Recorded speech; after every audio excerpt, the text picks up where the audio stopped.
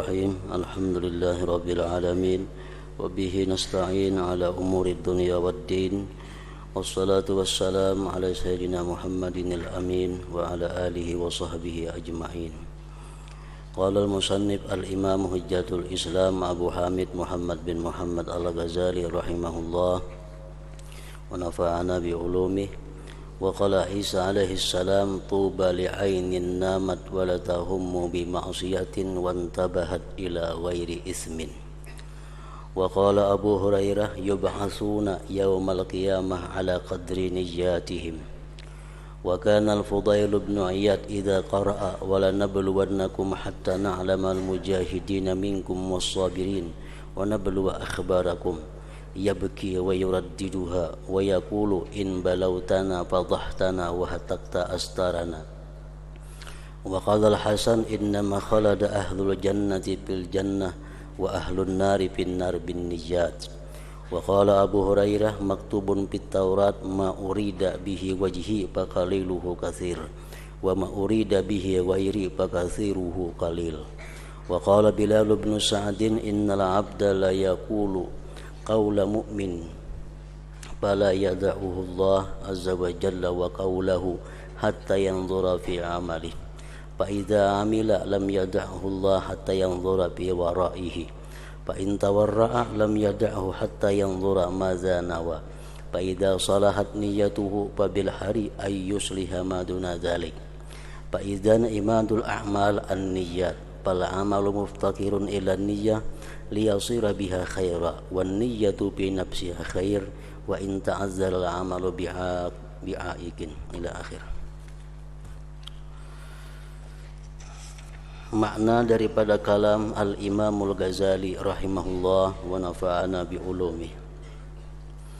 Nabi Isa alaihi salam bersabda, berbahagialah, beruntunglah artinya bagi mata yang tidur dan tidak bercita-cita dengan perbuatan maksiat. Artinya beruntung orang yang tidur sedangkan dia sebelumnya itu tidak ada merencanakan untuk berbuat sesuatu maksiat. Beruntung orang yang guring sebelum guring itu kadada niatnya, kadada rencananya hendak berbuat maksiat kaina bangun guring. Nah itu beruntung. Berbahagialah mata yang tidur dan tidak bercita-cita dengan perbuatan maksiat dan terbangun kepada tidak perbuatan dosa.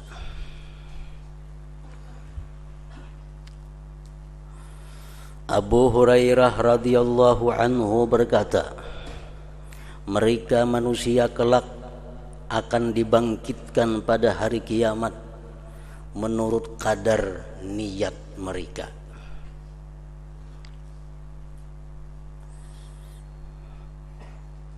Di akhirat kita akan dikumpulkan dengan orang-orang yang sesuai dengan niat kita di dalam dunia. Orang yang tidur di atas tilam yang empuk, orang yang guring di tilam nang kandal lalu mati. Begitu mati di akhirat dia dikumpulkan dengan orang-orang syahid. Padahal matinya bukan di medan perang. Tapi ternyata di akhirat dikumpulkan bersama syuhada, orang-orang mati syahid. Ternyata orang tersebut punya niat yang kuat bahwa dia ingin sekali untuk menjadi orang yang syahid apabila ada kesempatan untuk berjuang fi sabilillah. Nah, jadi bukan perbuatannya di akhirat itu. Allah membangkitkan manusia itu menurut kadar niat mereka. Andai kata ada perang sabilillah, aku umpat dan aku kepingin mati di sabilillah. Cuma kada ada orang berperang, niat sudah ada. Nah, satu malam dia meninggal dunia di rumah, itu orang di sisi Allah sebagai syahid.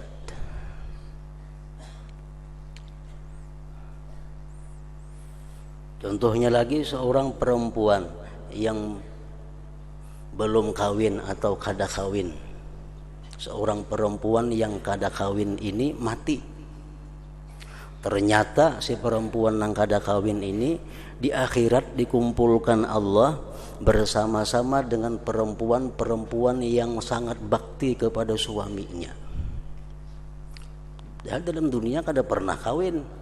Kenapa di akhirat berkumpul lawan perempuan-perempuan yang bakti lawan suaminya? Ternyata perempuannya dalam dunia dia punya niat yang kuat. Andai kata aku kena dikawini orang, andai kata aku jadi bini, aku akan jadi bini nang bakti kepada laki. Nah, orang kada tenang handaknya mati pada hulunya. Mati pada hulu. Di akhirat berkumpul lawan siapa? Lawan orang-orang nang balaki nang bakti kepada suaminya. Nah itu niat. Mereka kelak akan dibangkitkan pada hari kiamat menurut kadar niat mereka. Orang setiap waktu sembahyang berjamaah di masjid. Ini contoh-contoh. Sembahyang tiap waktu berjamaah di masjid. Begitu sampai mati di akhirat kadada catatan amal sembahyang berjamaah di masjid itu. Padahal zuhur asar di masjid sembahyang. Kenapa kadada? Oh sekalinya ke masjid tuh salajur ke pasar benar aja. Karena tokonya parak masjid, tokonya kada jauh masjid, kada jauh ya sembahyang zuhur berjamaah. Sembahyang asar berjamaah, bukan ke masjid tujuannya, kada mulai rumah ke toko.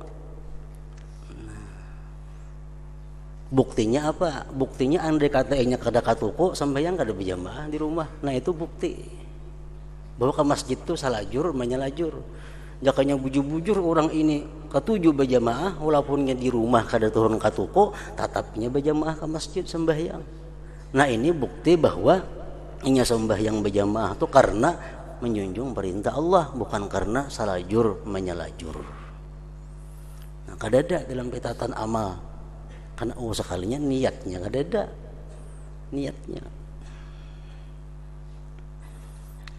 Orang menuntut ilmu 2-3 kali seminggu, menuntut ilmu 2-3 kali seminggu, begitu mati kadada catatan amal, maka mengaji 2-3 kali seminggu. Oh sekalinya mengaji selajur ma'atari anak bana aja di sekolah di sini. Begitu anaknya ampe juga mengaji. Nah kadada catatan amalnya, sekalinya salajur saja.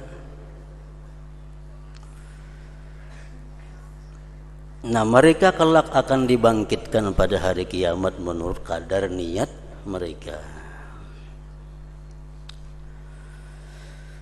Al-Fudail bin Iyad apabila membaca ayat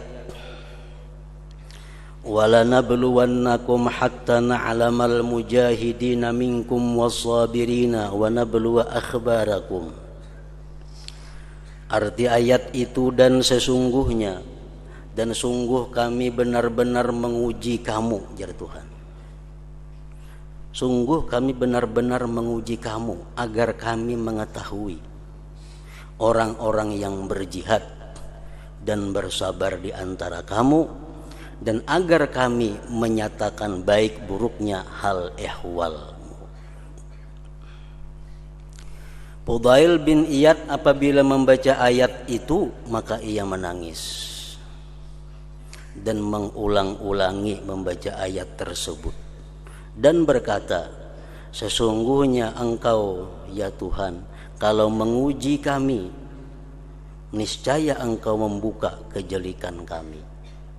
Kalau Engkau tuh bujur-bujur menguji kami nyata kada lulus. Niscaya Engkau membuka kejelikan kami dan merusak tutupan-tutupan kami. Maksudnya tutupan-tutupan keaiban kami.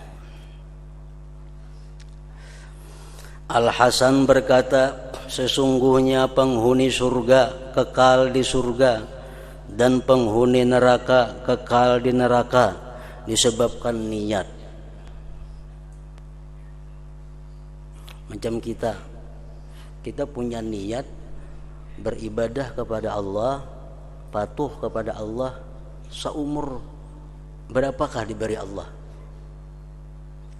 Walaupun kita diberi Tuhan umur sampai hari kiamat, tetap kita patuh kepada Allah. Niat kita macam itu kan. Nah oleh karena itu kita andai kata ke surga, kita mati kekal dalam surga. Kenapa? Karena niat kita kekal dahulu dalam dunia. Nah orang-orang kafir pun macam itu juga. Orang kafir itu menyembah berhala 50 tahun, mati 50 tahun menyembah berhala, tapi di nerakanya kekal. Kenapa? Karena hatinya sudah bertunggu. Andai kata dia sepanjang masa diberi umur, dia akan tetap menyembah berhala. Nah, jadi niat. Sesungguhnya penghuni surga kekal di surga dan penghuni neraka kekal di neraka disebabkan niat tadi. Abu Hurairah radhiyallahu anhu berkata, tertulis dalam kitab Taurat, apa yang dikehendaki keridhaanku maka sedikitnya adalah banyak, dan apa yang dikehendaki selainku maka banyaknya adalah sedikit. Amal perbuatan yang walaupun kecil tapi dengan tujuan mencari keridhaan Allah, walaupun amalnya sedikit tapi nilainya sangat besar di sisi Allah Subhanahu wa taala. Amal yang banyak tapi niatnya kada karena Allah menjadi sedikit. Dan apa yang dikehendaki selainku maka banyaknya itu amal adalah sedikit hukumnya di sisi Allah Subhanahu wa taala. Bilal bin Sa'ad berkata, sesungguhnya hamba itu mengatakan perkataan seorang mukmin, maka Allah tidak meninggalkannya dan perkataannya, sehingga dia melihat pada amal perbuatannya. Kita berkata seperti perkataan orang beriman. Contohnya kayak apa? Jari kita berkata dengan hati kita dan lisan kita, kita berkata bahwa aku andai kata mempunyai duit 100.000, maka akan aku berikan kepada orang fakir miskin 50.000 sadan aku. Nah perkataan kita itu tidak akan ditinggalkan Allah, tidak akan dihapuskan Allah. Perkataan itu tidak akan disia-siakan oleh Allah. Bila aku dapat duit 100.000, 50.000 disedekahkan untuk fakir miskin.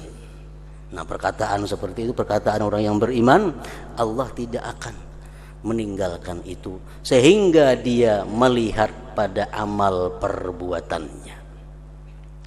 Jadi perkataan itu dicatat oleh Allah, dicatat, ditulis sampai inya kena beramal seperti itu. Apabila ia beramal, dapat 100.000 duit, disedekahkannya 50.000 untuk fakir miskin, 50.000 sagan inya, maka Allah tidak meninggalkannya. Dicatat oleh Allah. Inya sudah berniat tadi, inya sudah melakukan, dicatat. Allah kada akan meninggalkannya. Sehingga dia melihat kepada sehingga dia melihat pada waraknya. Waraknya orang ini macam apa? Waraknya orang ini macam apa? Duit yang diberikannya dari apa hasilnya? Duit yang diberikan disedekahkannya dapat dari mana? Nah, Allah selidiki itunya, Allah ketahui itunya.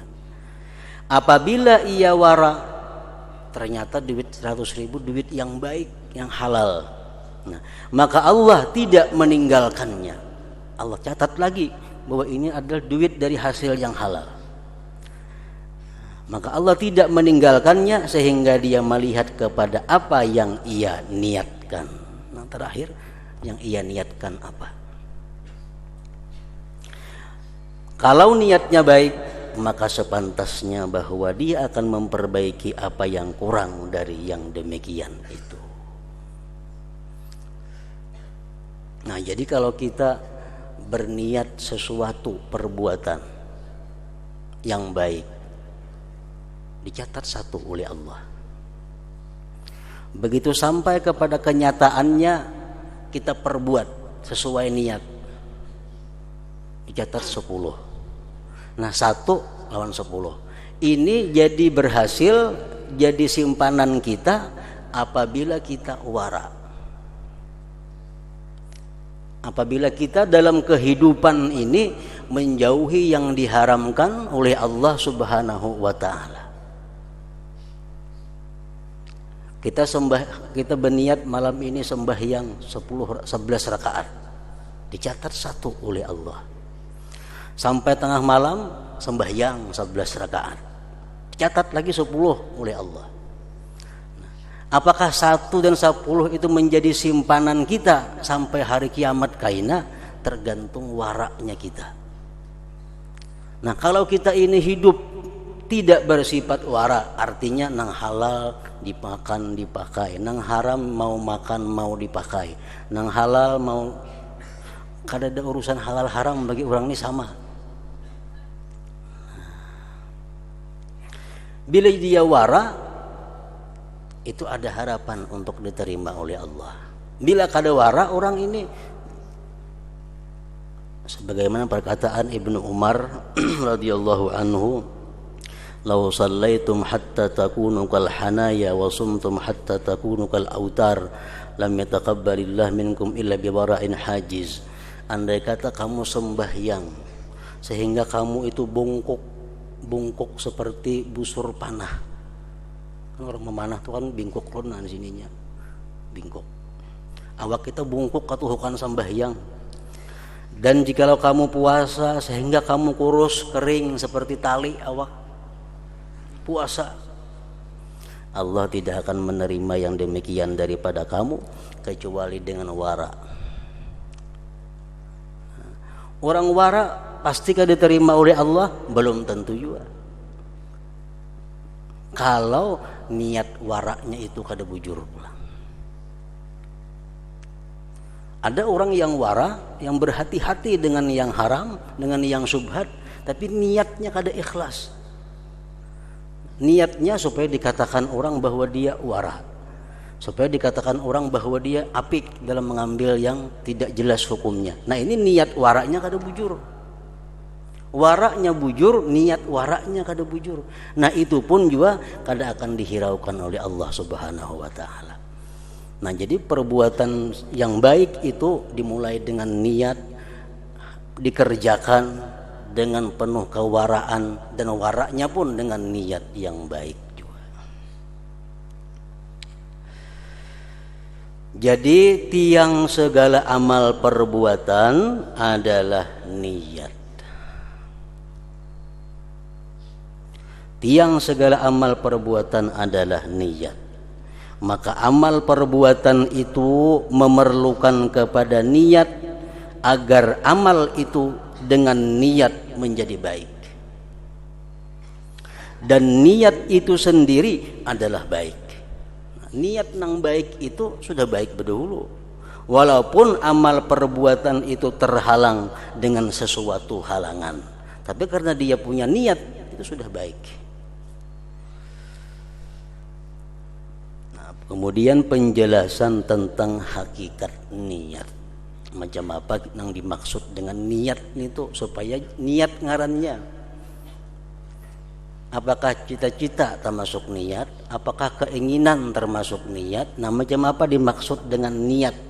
Ujar Nabi, niyatul mu'min khairun min amalihi. Niat orang yang beriman itu lebih baik daripada amalnya. Macam apa dimaksud dengan niat? Ketahuilah bahwasanya niat, iradat, kehendak, dan kasat, tujuan, adalah kata-kata yang berlaku atas satu arti. Kurang lebih artinya niat, kehendak lawan tujuan. Yaitu keadaan dan sifat bagi hati. Niat itu sifat. Niat itu sifat. Niat itu kada ada bendanya, bukan zat. Niat itu sifat. Sifat bagi hati yang dikelilingi oleh dua hal, yaitu ilmu dan amal. Niat itu di tengah-tengah hendaknya. Sebelum niat ada ilmu, sesudah niat ada amal. Nah, niat di panangahan. Ilmu itu mendahului akan amal. Ilmu berdahulu daripada perbuatan. Karena ilmu adalah pokoknya dan syaratnya. Dan amal itu mengikuti ilmu karena amal adalah buahnya dan cabangnya. Amal cabang daripada ilmu. Demikian itu karena setiap amal perbuatan, maksudnya perbuatan setiap gerak dan diam adalah berdasarkan kemauan sendiri. Maka ia tidak sempurna kecuali dengan tiga hal, yaitu ilmu, kehendak atau niat, dan kemampuan. Jadi amal perbuatan kada akan bisa sempurna kalau kada ada tiga hal. Pertama ilmu, kedua niat atau kehendak, yang ketiga kemampuan. Tiga itu hanya terjadi satu perbuatan. Contohnya, orang mengetahui bahwa bersedekah itu adalah baik, tahu ganjarannya surga, macam-macam sudah diketahuinya, tahu itu sebuting syaratnya. Tapi inya kada hendak, tahu sembahyang tahajud baik, tahu, tapi inya kada hendak. Adalah terjadi sedekah, adalah terjadi tahajud, kada ada.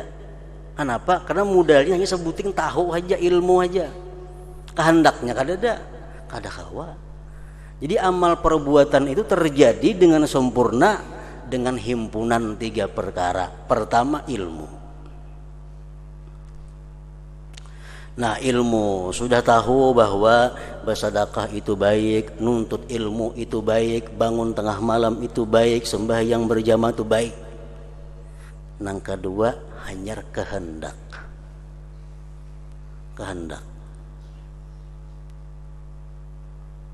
Niat.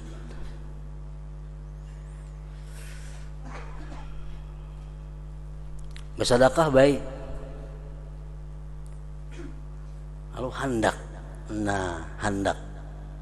Sembahyang tengah malam baik, lalu inya hendak. Tapi belum terwujud juga lagi amalnya. Bila kada ada nang ketiga apa? Dan kemampuan. Dan kemampuan. Bersedekah baik, tahu. Hendak benar, nang disedekahkan kada ada. Kawalah, kada mampu.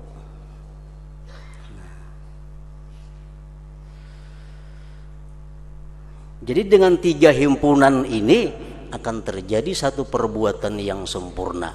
Ilmu, kehendak, dan kemampuan. Karena manusia tidak menghendaki apa yang tidak diketahuinya. Manusia tidak menghendaki apa yang tidak diketahuinya. Maulah kita menghendaki yang kita kada tahu. Kita tuh hendak karena tahu. Karena tahu lalu hendak.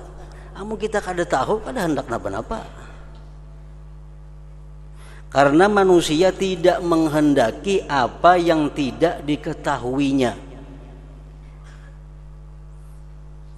Jadi orang yang kada banyak tahu tentang dunia itu lebih baik daripada banyak tahu tentang dunia.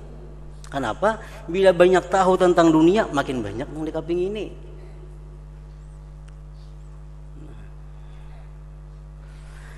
Maka tidak boleh tidak untuk mengetahuinya. Ilmu dahulu artinya pengetahuan.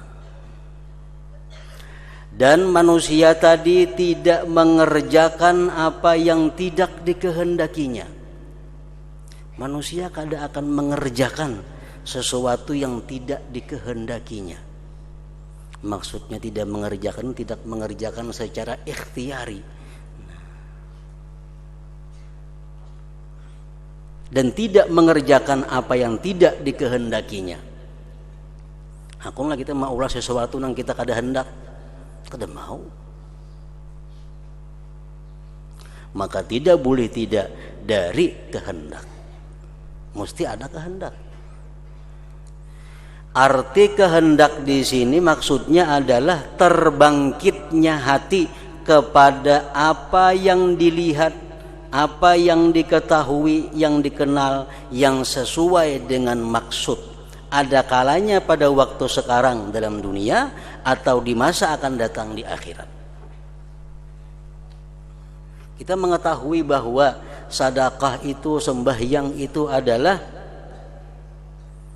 sesuatu yang sangat besar ganjaran di sisi Allah di akhirat. Itu pengetahuan. Begitu kita mengetahui demikian ganjaran besarnya di sisi Allah, terbangkitlah hati untuk menghendaki itu.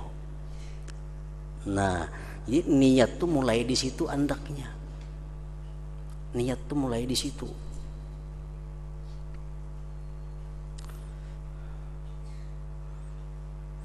Maka manusia diciptakan di mana sebagian perkara cocok dengannya dan sesuai dengan maksudnya. Allah menciptakan perkara-perkara ada yang sesuai dengan maksud kita, sesuai dengan keinginan kita. Contohnya sihat.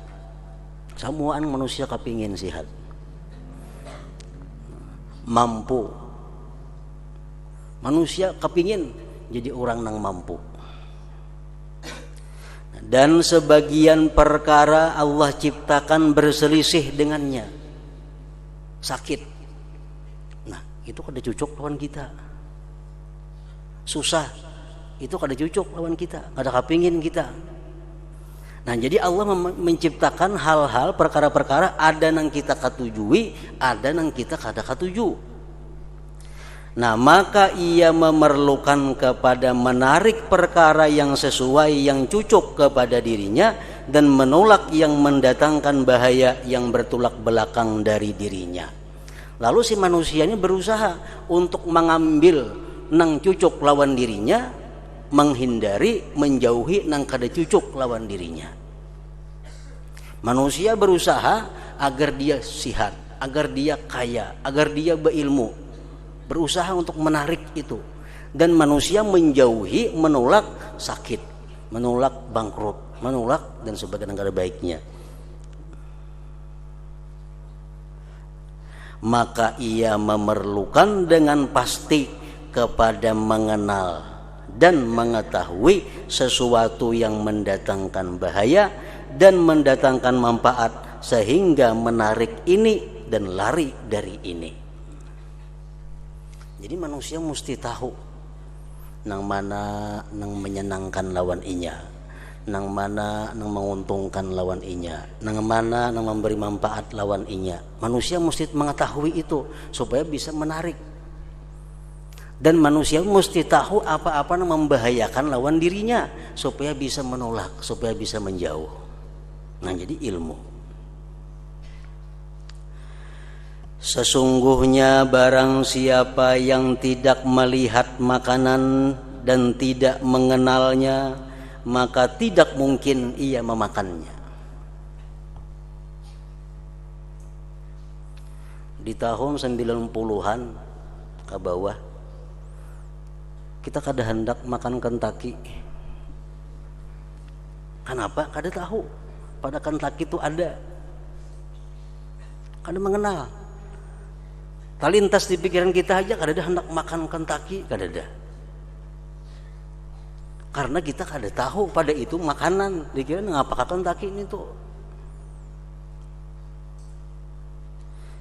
Barang siapa yang tidak melihat makanan dan tidak mengenalnya, maka tidak mungkin ia memakannya. Dan barang siapa tidak melihat api, maka ia tidak mungkin lari daripadanya. Orang tuh kada tahu bahwa itu api. Api itu menghanguskan, membahayakan. Nya kada tahu. Kada mungkin lari daripadanya, kada mungkin menjauh daripadanya.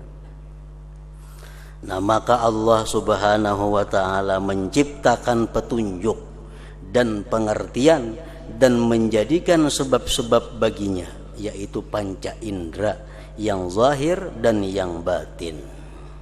Dan demikian itu tidak termasuk maksud kami membicarakan masalah panca indera, bukan tujuan kami di sini artinya.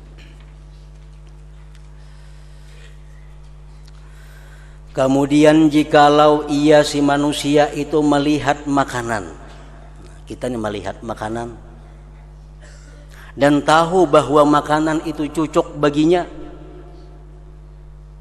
Kita melihat ada makanan, wah ini pas ketujuh aku. Maka demikian itu tidak cukup baginya untuk memakannya. Kita tahu pada itu makanan yang nyaman dan kita hendak tamakanlah, belum tamakan lagi. Kenapa? Karena hanya tahu lawan hendak aja. Tidak cukup baginya untuk memakannya.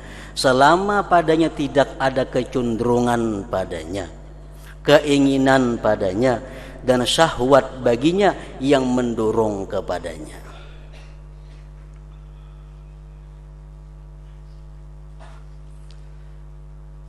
Karena orang yang sakit, ia melihat makanan dan tahu bahwa makanan itu cocok, makanan itu nyaman, tahu, dan dia tidak mungkin memakannya karena tidak ada keinginan dan kecenderungan dan tidak ada pendorong yang menggerakkan kepadanya.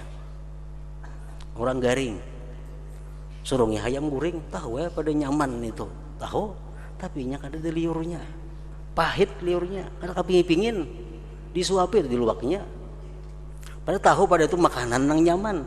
Cuma karena inya kada ada kehendak yang membangkitkan dirinya, kada ada nafsunya, kada makan inya. Nah, maka Allah Ta'ala menciptakan bagi manusia kecenderungan, keinginan, dan kehendak. Maksudnya kecenderungan pada dirinya kepada makanan itu dan menghadap dalam hatinya kepadanya. Kemudian demikian tidak cukup baginya. Ada makanan yang nyaman, tahu kita pada nyaman, dan hendak makan ada, dorongan kuat hendak makan itu, belum tentu kita kau makan. Duitnya kada ada nukar kau lah. Beli berada melihat di warung nah, gana-gana wadai iwak, hendak duitnya kada ada kemampuan, kada kau makan. Orang garing tadi mulai kehendaknya sudah kada ada. Ada ini kehendaknya ada, cuma kemampuannya kada ada. Maka banyak sekali orang yang menyaksikan makanan, berkeinginan padanya, berkehendak memakannya, hal keadaannya lemah daripadanya karena keadaannya lumpuh umpamanya. Maka diciptakan baginya kemampuan dan anggota badan yang bergerak sehingga dengannya sempurna memakannya. Nah, itulah perbandingannya ibadah yang kita lakukan. Pertama dasarnya adalah kita mengetahui dahulu bahwa ibadah itu perlu. Ibadah itu memberikan manfaat yang luar biasa kepada kita. Nah, dengan itu diharapkan akan timbul kita keinginan, kebangkitan hati untuk melaksanakan itu. Dan kita pulang minta kepada Allah kemampuan untuk melaksanakan ibadah itu. Nah, bila kita kumpul tiga, pengetahuannya ada, kehendaknya ada, kemampuannya ada, terlaksanalah satu ibadah, satu perbuatan. Anggota badan itu tidak bisa bergerak kecuali dengan kemampuan, dan kemampuan itu menunggu pendorong yang membangkitkan. Kan kemampuan itu menunggu pendurung. Dan pendurung itu menunggu ilmu dan ma'rifat, pengetahuan atau dugaan dan i'tikad. Belirit aja nih tuh. Kemampuan kada akan timbul kalau kita kada bakahandak. Bakahandak kada akan timbul kalau kita kada tahu. Kalau kita kada tahu. Jadi manusia-manusia yang kada beribadah itu macam-macam. Manusia yang kada sembahyang, manusia yang kada taat lawan Allah. Ada nang memang inya kada tahu. Lalu kada ada kepingin. Lalu kada ada kemampuannya. Ada nang tahu. Cuma pengetahuan itu kada sampai kepada memberikan kehendak. Kada sampai memberikan minat, membangkitkan. Ada nang tahu hendak tapi kada mampu. Nah, jadi orang meninggalkan ibadah itu salah satu antara tiga itu. Kita kada sembahyang malam, padahal tahu. Padahal hendak. Cuma bila malam teguringan, bangun siang sudah kada kawa. Ada macam itu. Ada nang memang kada tahu pada malam tu baik. Jadi kada ada minat, kada ada kehendak karena kada tahu. Macam-macam.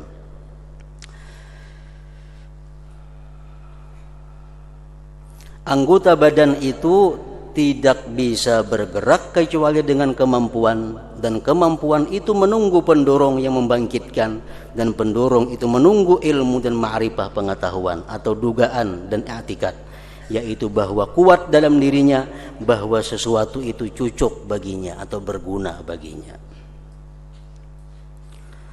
Apabila ma'rifat itu kuat, ilmu pengetahuan yang ada pada kita sangat kuat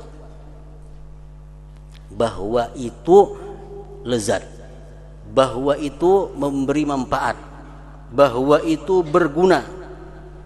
Apabila ma'rifat itu kuat, ilmu itu kuat bahwa sesuatu itu cocok dan tidak boleh tidak untuk diperbuat, dan ma'rifat selamat dari rintangan pendurung yang lain yang memalingkan daripadanya, maka bangkitlah kehendak dan terbuktilah kecenderungan.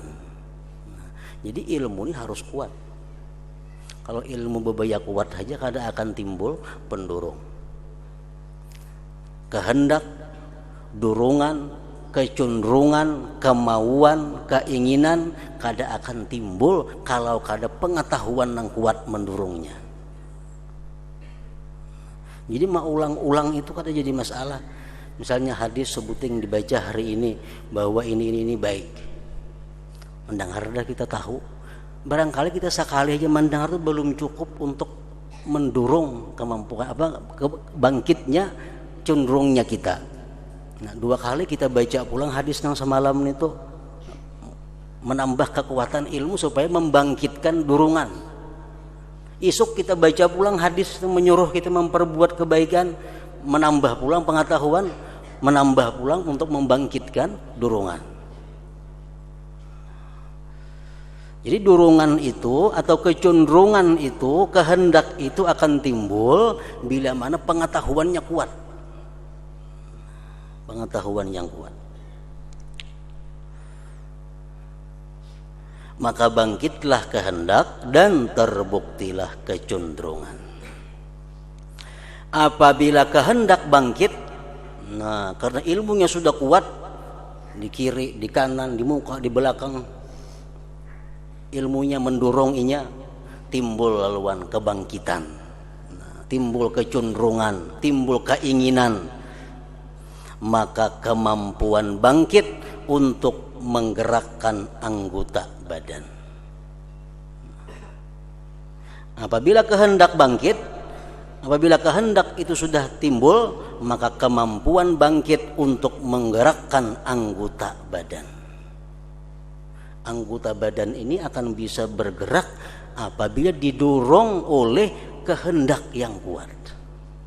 Anggota badan kita bisa melangkah kalau didorong kehendak yang kuat, keinginan yang kuat. Mun babaya ingin aja kada tagarak awak.